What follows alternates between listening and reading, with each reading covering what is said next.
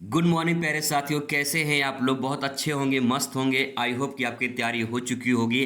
जाते जाते इस मॉडल पेपर को एक बार देख लीजिए। ये बोर्ड का यूपी बोर्ड का मॉडल पेपर है जो 2026 में यूपी एमएसपी वेबसाइट पे जो है अपलोड हुआ है, तो आप उसे चेक कर सकते हैं। यहाँ पे मैं एक फास्ट रिवीजन आपको कराऊंगा, ज़्यादा आपका टाइम नहीं लूंगा। मैं आपको हिंट दूंगा कैसे आप जो है क्वेश्चन नहीं आएगा तो आप उसे कैसे बनाकर लिखेंगे, अपने शब्दों में कैसे लिखेंगे। यहाँ से क्वेश्चन पेपर में जरूर आएगा क्योंकि ये बोर्ड का पेपर है। ठीक है, जो यूपी बोर्ड ने जारी किया आप उसे चेक कर सकते हैं। पूरा अच्छे से दोस्तों समझाने का पूरा प्रयास करेंगे। सबसे पहले यहाँ पे बहुविकल्पी क्वेश्चन से शुरुआत करते हैं। कैसे आप आंसर लिखेंगे, आगे चलकर लिखे अति लघु का, लघु का, एकदम शॉर्ट में आप समझेंगे और उसे आप लॉन्ग में जो है लिख पाएंगे। वो तरीका आपको बता देंगे। शुरुआत करते हैं बहुविकल्पी क्वेश्चन में। पहला क्वेश्चन है यहाँ पे, राष्ट्रवाद के उदय के प्रमुख कारण क्या है।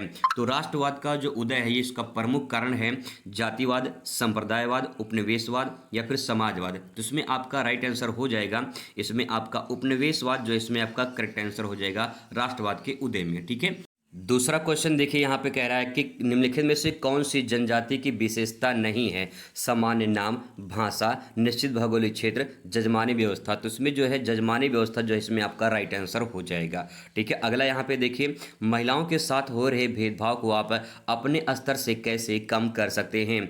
कानून लागू करके, संविधान संशोधन करके, लोगों को जागरूक करके, जेल भेजकर। तो देखिए अगर कह रहा है कि आप कैसे कर सकते हैं, तो आप तो कानून लागू कर नहीं सकते क्योंकि आप आम इंसान हैं। आप संविधान में संशोधन कर नहीं सकते हैं, आप लोगों को जागरूक कर सकते हैं। ठीक है, जेल भी नहीं भेज सकते हैं। तो इसमें आपका राइट आंसर सी वाला हो जाएगा। ठीक है, आगे इसके बाद है नेक्स्ट यहाँ पे, सूचना का अधिकार अधिनियम कब पारित हुआ था। ये 2005 में आया था। 2005 में आया था, आरटीआई के नाम से इसे जाना जाता है। 2005 में आया था। ठीक है, अगला क्वेश्चन है कि निम्नलिखित में से कौन सा नगरीकरण का प्रभाव नहीं है। नगरीकरण का प्रभाव इसमें नहीं है। तो संबंधों का औपचारिकता, प्राथमिक संबंधों की प्रधानता, एकांकी परिवार में वृद्धि या फिर एक ऑप्शन नीचे है आपका सामाजिक विजातीय। तो इसमें राइट आंसर क्या हो जाएगा आपका, पांचवें का राइट आंसर सर जो है इसमें हो जाएगा प्राथमिक संबंधों की प्रधानता। यही इसमें जो है आपका करेक्ट आंसर हो जाएगा। ठीक है, आगे इसमें क्वेश्चन नंबर नेक्स्ट पे बात कर लेते हैं। भारत में सामाजिक संरचनात्मक परिवर्तन के प्रमुख कारण क्या हैं।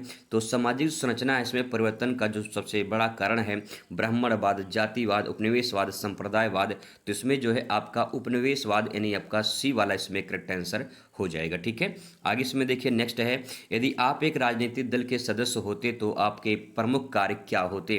तो जनमत निर्माण करना, जनता के साथ बातचीत करना, सरकार की नीतियों का प्रचार प्रसार करना, ये सभी इसमें राइट आंसर हो जाएगा। ठीक है, आगे इसमें है कि कह रहा है कि यदि आप एक कृषक होते तो अपनी आय बढ़ाने हेतु निम्न में क्या प्रयास करते। ऐसा क्वेश्चन दोस्तों आपको देखने को मिलेगा। ठीक है, तो ध्यान रखेंगे।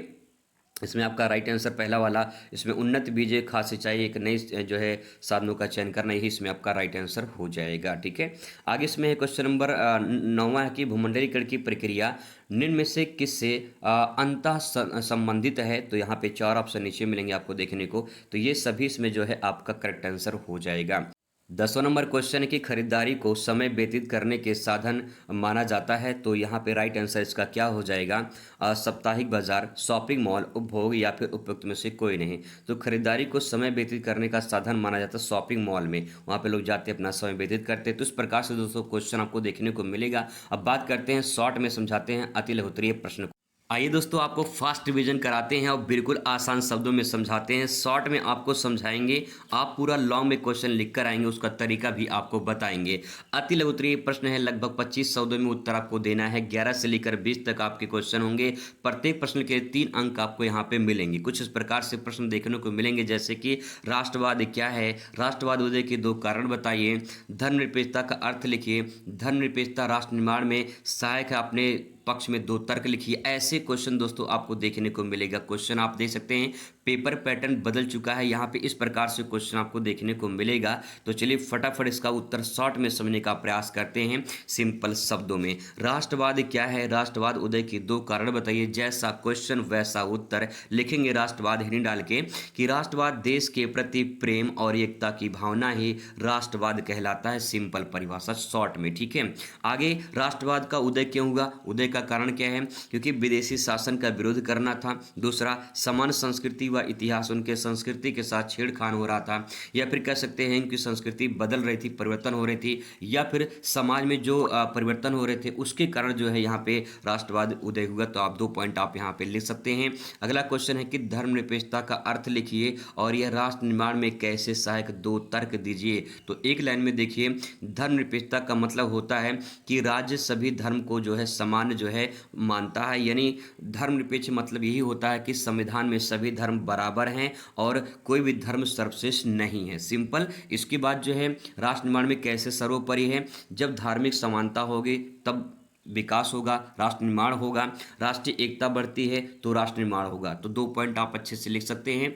आगे इसमें औद्योगिकरण क्या है और भारतीय समाज पर 2 प्रभावों को लिखिए। तो आप इसमें लिखेंगे, मशीनों द्वारा बड़े पैमाने पर उत्पादन को औद्योगिकरण कहा जाता है, सिंपल शॉर्ट आंसर। अब यहाँ पे भारतीय समाज पे 2 प्रभाव लिखिए। तो रोजगार बढ़ा है पहला प्रभाव, दूसरा संयुक्त परिवार टूटे हैं, टूटकर एकल परिवार बना है। तो इस प्रकार से ले सकते हैं, सिंपल आंसर।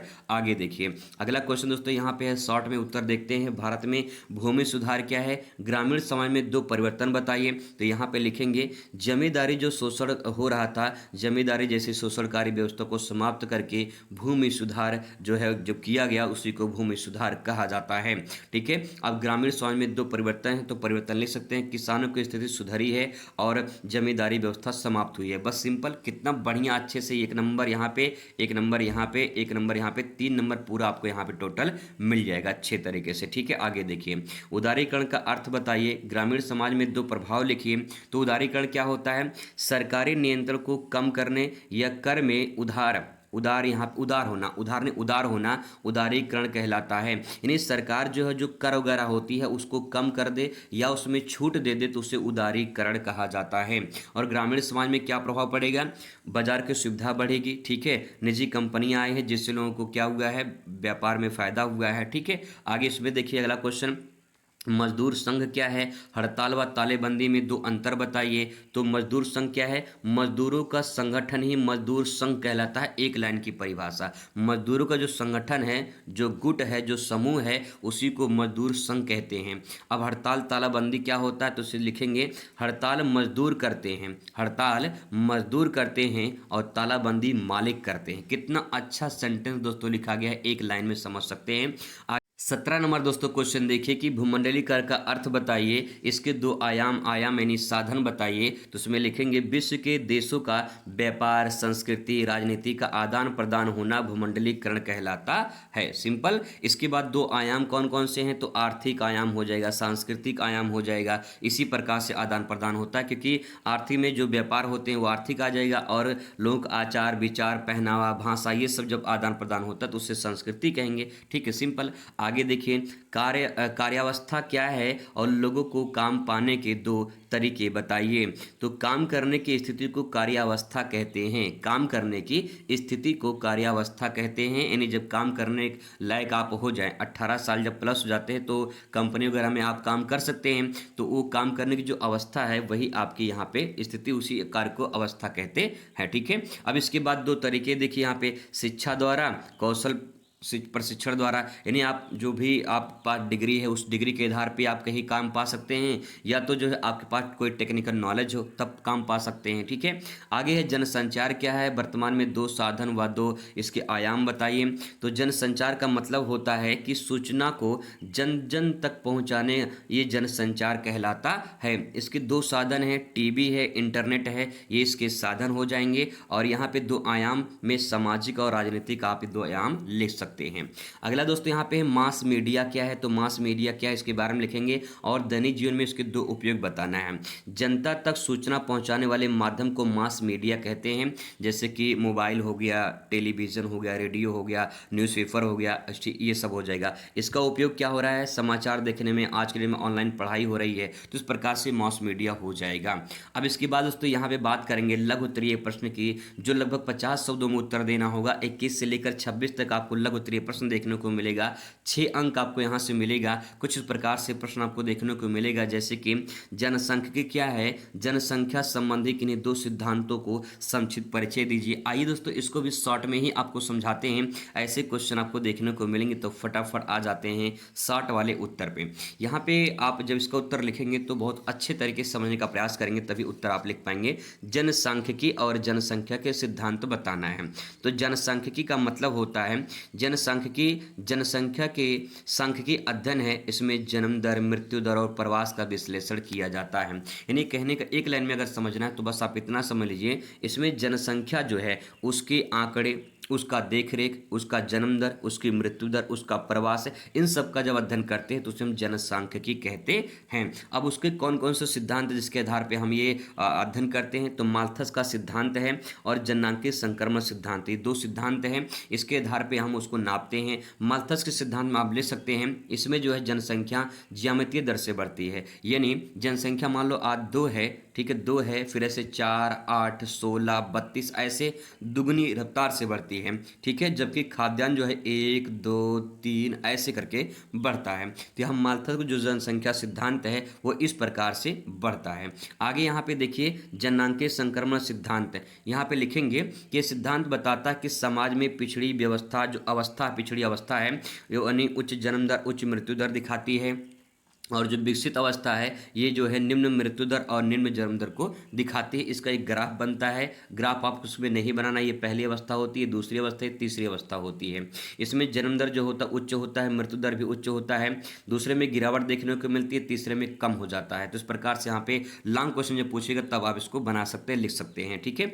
आगे देखिए बाजार क्या है, उसके प्रकार बताइए। तो आप बाजार में कभी गए होंगे, जानते होंगे, तो यहाँ पे लिखेंगे समाजशास्त्र में बाजार एक ऐसी सामाजिक संस्था है जहां वस्तुओं का क्रय विक्रय होता है, आर्थिक आदान प्रदान होता है और सामाजिक अंतःक्रिया भी शामिल होती है। उसको एक लाइन में लिख सकते हैं कि बाजार एक ऐसा स्थान होता है या संस्था होता है जहां पे वस्तुओं का लेन देन होता है, सिंपल, ठीक है।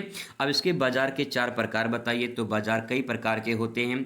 जो बाजार स्थान में किसी क्षेत्र में लगते हैं वो स्थानीय बाजार होते हैं। सप्ताह में एक निश्चित दिन जो है अच्छा बाजार वहाँ पे लगता है, ठीक है।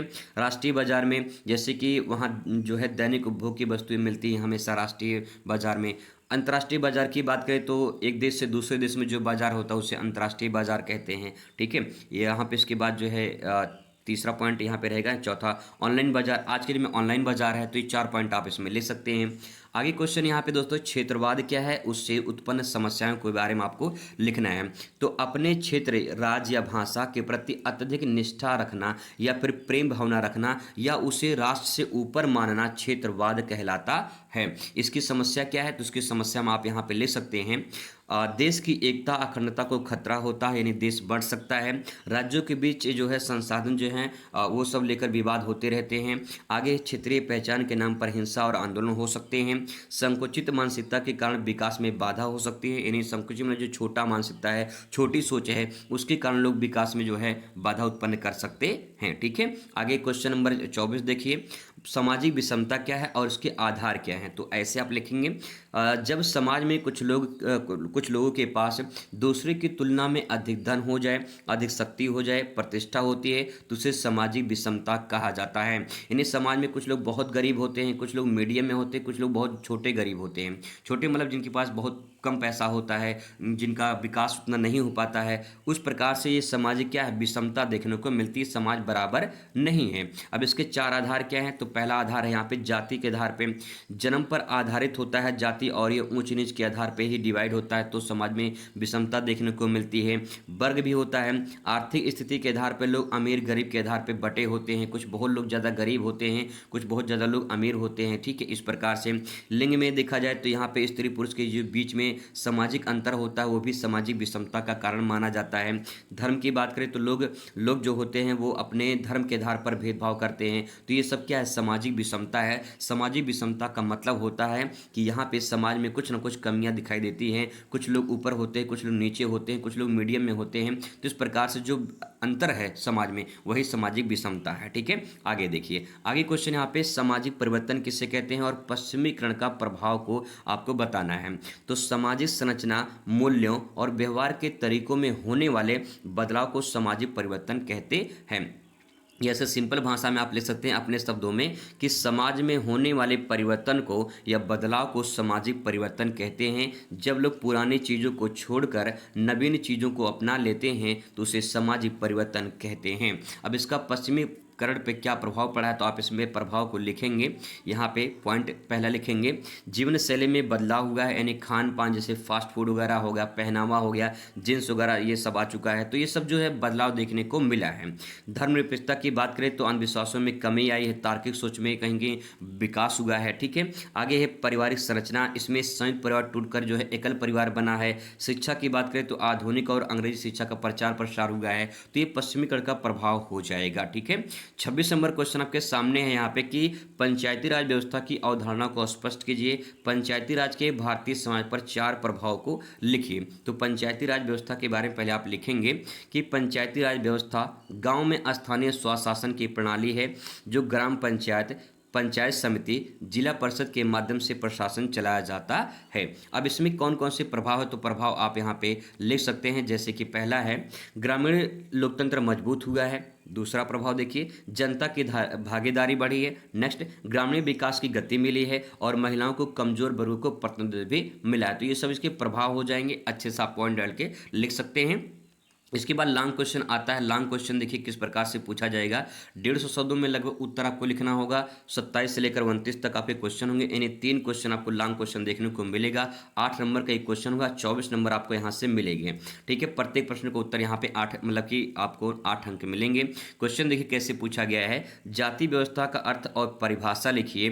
भारतीय समाज में जाति व्यवस्था की 2 विशेषताएं उल्लेख करते हुए इनके आए के 2 परिवर्तन बताइए। तो यहाँ पे देखिए 2+2+4 ऐसे करके नंबर आपको यहाँ पे मिलेगा। ठीक है, अथवा करके दिया है यहाँ पे कि अगर आपको ऊपर वाला नहीं आ रहा तो आप इसे कर सकते हैं। परिवार का अर्थ एवं परिभाषा लिखिए। भारतीय समाज में परिवार के 2 प्रकारों को उल्लेख करते हुए किन्हीं 2 परिवर्तन को बताइए। ऐसे क्वेश्चन दोस्तों आपको यहाँ पे मिलेंगे। यहाँ पे इस प्रकार से क्वेश्चन को लिखने के लिए आपको अपने सेंटेंस को समझ के लिखना होगा, जो मैंने पिछला वीडियो बताया था, आप उसे समझ के लिख सकते हैं। आई होप आपको पूरा समझ में आ चुका कैसे आंसर को प्रेजेंट करना है, शॉर्ट में कैसे लिखकर आंसर जो है आप लॉन्ग में उसके प्रेजेंट कर सकते हैं। चलिए मिलते हैं नेक्स्ट वीडियो में। Thanks for watching, best of luck.